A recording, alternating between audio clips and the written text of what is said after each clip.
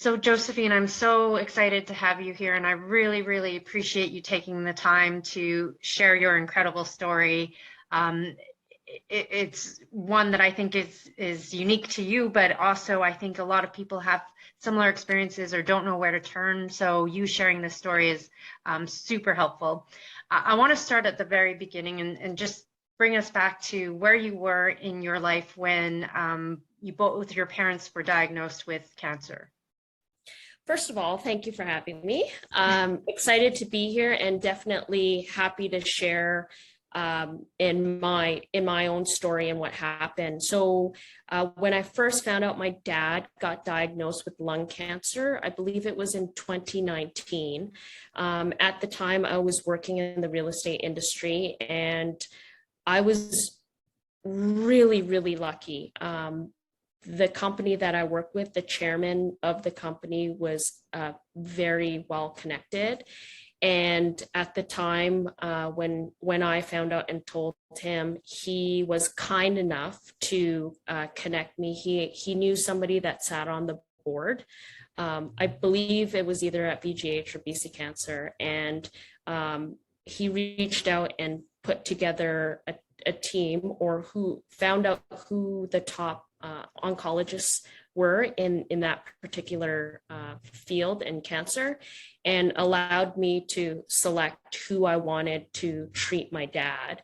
And I realized that completely comes from a place of privilege. I'm really, really lucky that I had that. So we did at the time, because I'm Chinese and my dad's Chinese and his English isn't great. I went with an oncologist that was also Chinese, thinking that it could help in terms of understanding the disease a little bit better, being able to translate, and for him to also have a better understanding. So that was in 2019. And then, so my dad lived for 5 years. He passed away in 2014, but my mom ended up getting diagnosed with breast cancer.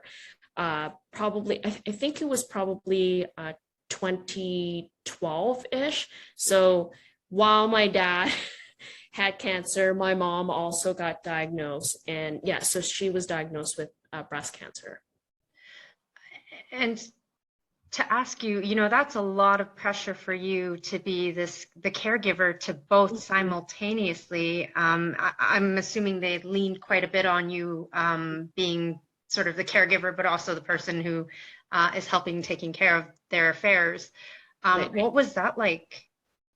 I actually ended up quitting my job. I was, doing decently well in my career then. And I ended up quitting my job. I couldn't make it work. I was taking my dad to appointments every single day. And my brother has his own family, and it was a young family. So he had to take care of his family, and there just wasn't a choice for me. It was what I had to do at the time.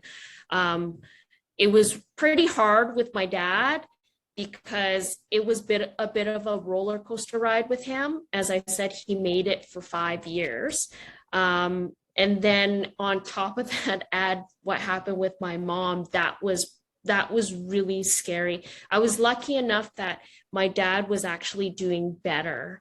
And that's when we found out about my mom. So then I could put more attention with my mom. My mom ended up getting a double mastectomy, and she just didn't want to take the chance. I guess we found out early enough where she said, I'm not going to take the chance. So she just chose to go ahead with the operation. And during that time, I mean, it sounds like they're all going through these separate journeys as well, and separate decisions that have to be made based on, their diagnoses as well. What were some of the differences that you found or had to adapt to for each parent?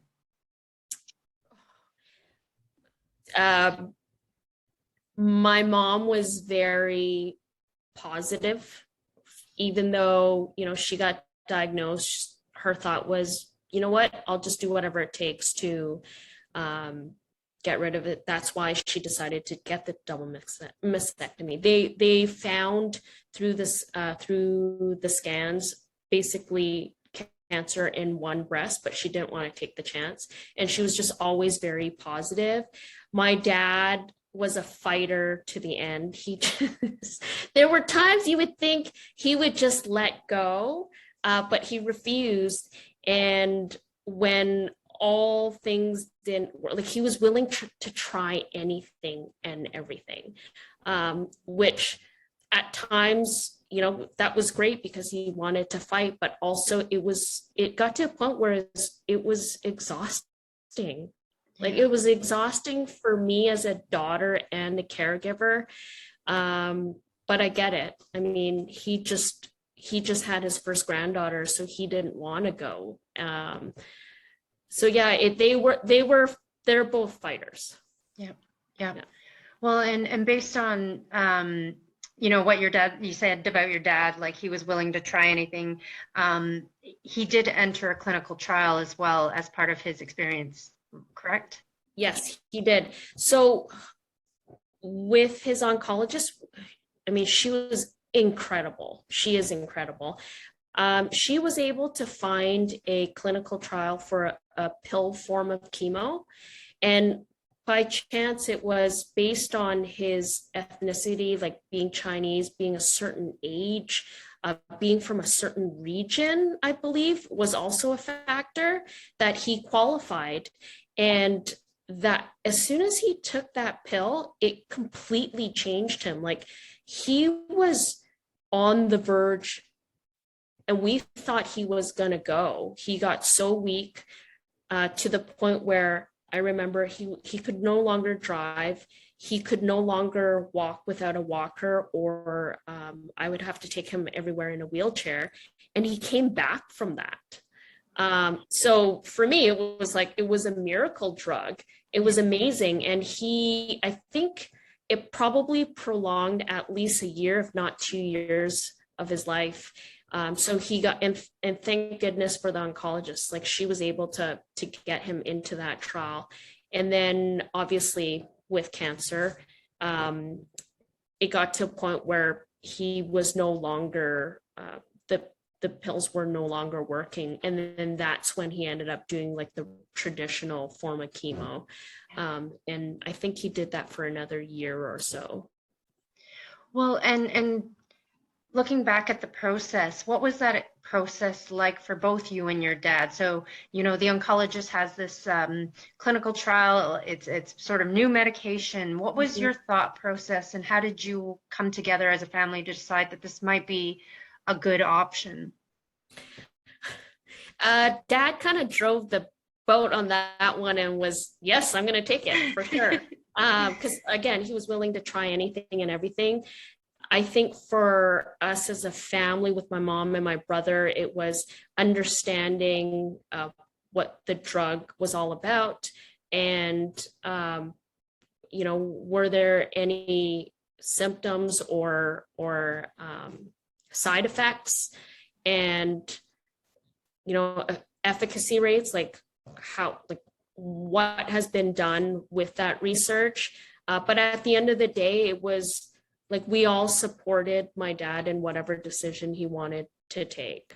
And it was funny. So as soon as the clinical trial with that drug worked, and as it was wearing off, he was like quickly, well, is there something else?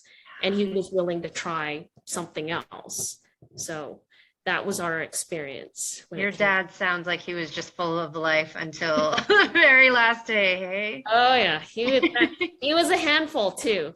I bet. Knowing everything that you know now, just if you could give sort of advice to other caregivers, I mean, what you went through was quite the experience, and it's not over even a short amount of time. We're talking years of being in this position. What are some things that you would say, offer advice for other caregivers or other people going through this process who are witnesses rather than patients themselves? I think asking questions, like first and foremost, I think with what you're doing with Heal Mary, like just being like, how do you know what's out there? And you don't know unless you ask. And obviously, first and foremost is to ask the oncologist, and whoever that you're supporting as a caregiver, ask them, like, would they be open to trying? Because some people don't want to. But there are a lot of people who do want to prolong their lives, and asking them if they would be interested, and then asking the oncologists or their doctors, like, what treatments are out there, what are options, and that's first and foremost. And then, I mean, obviously, with what you're doing with Heal Mary, hopefully it will provide people the information and potential opportunities to be a part of clinical trials. Because other than that, it would be just you personally doing research online, and yeah, that's all you can do, right? Absolutely. How hard was it for you? Because I know, based on past conversations, you're very much a researcher. You very much dig into the information. As you just mentioned, we wanted to know efficacy rates. We wanted to know what was being done. And you had all of this wealth of knowledge. How hard was it for you to find that information?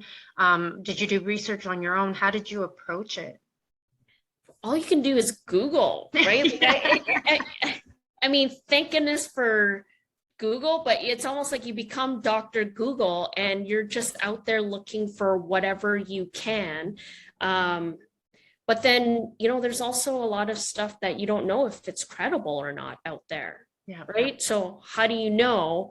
And it's just being diligent and just trying and talking to other survivors, like, what methods have they used? What trials were they a part of? And seeing if there's any more information you can gather there. Yeah. Yeah. I want to go back for a second too to talk about, so unfortunately your dad has passed on, but your mom, obviously had a good result from hers. How has it changed you, or how has it impacted? Is it something that that kind of has moved on from that piece? Your mom's moved on from that piece, or is it something that sort of you're still dealing with the effects of all of that? How has cancer changed your family, your mom and you? Well, I think once you've been touched by it, it does, like, it changes you forever. One thing is for sure, the gratitude piece that she survived, and just being grateful for every day. And again, thinking about privilege, living in a place, in a country that has options and has such a great medical system. I mean, I've heard both sides, but for our family, BC Cancer has been absolutely amazing. There's support groups out there. It's changed, but it also makes you hopeful, knowing that she's survived and she's been clear. It's got to be for 7-8 years now, and she's doing well. That it gives you hope. Yeah. And I think that's the most important thing. And we hold on that, with technology, with research, that there's always something new and better that's coming up. And hopefully early diagnosis, like if your parent or somebody has been affected by cancer, it instantly makes you think about yourself. Like, what precautions are you taking?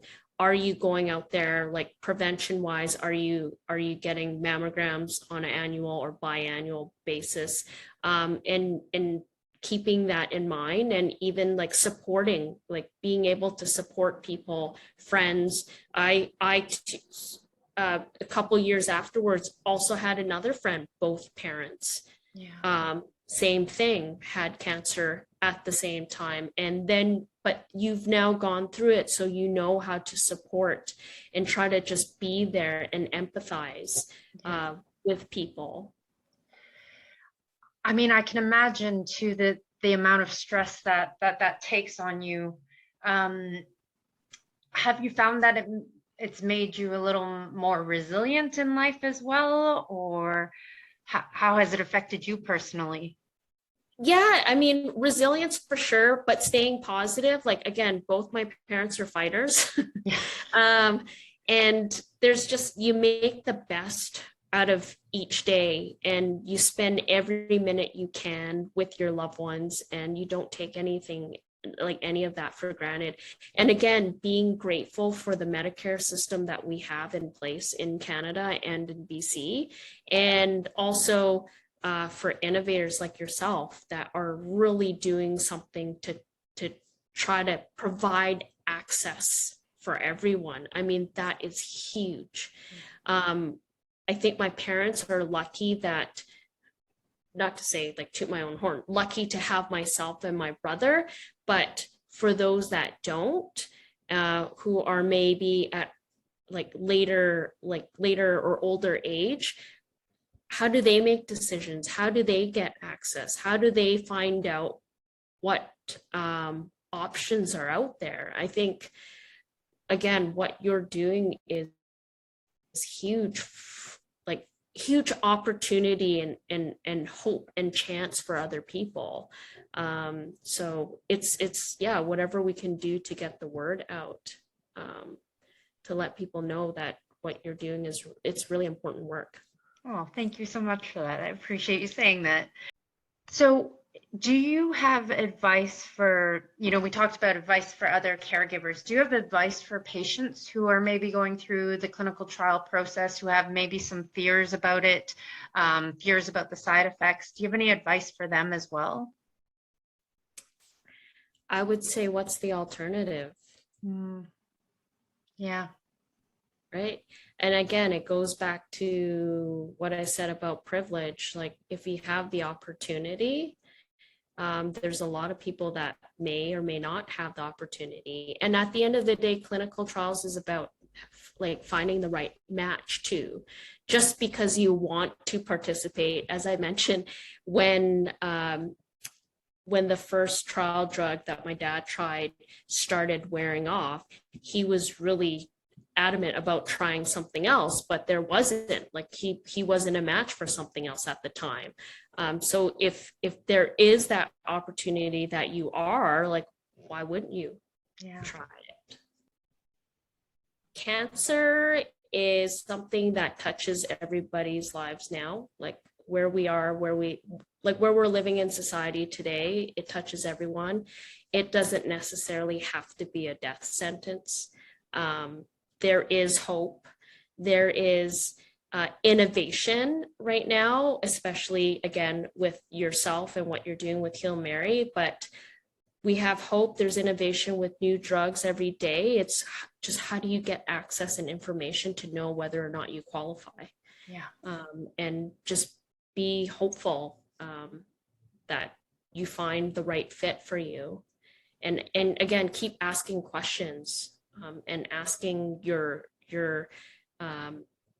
medical treatment team, what's out there, and push them on that. If they don't offer anything to you, do your research and see if you might be a fit for something else, and ask the question. So amazing. I think those are amazing words of advice. I think you've given so much hope, but not only that, the fact that you're sharing your own experience with both of your parents is incredibly powerful. We only learn that from each other, and we learn from everybody else's experiences as well. So, Josephine, I can't thank you enough for sharing such a vulnerable story, for sharing what it felt like to be a caregiver through all of it, and for even sharing your experiences of helping support someone going through a clinical trial. I think there's a lot that people don't know, and I think you've taken a bit of that fear and replaced it with a bit of hope. So I really appreciate you taking the time. Thank you for having me, and thank you for providing the platform to actually share my story. I really appreciate it, and keep doing what you're doing because it's so needed.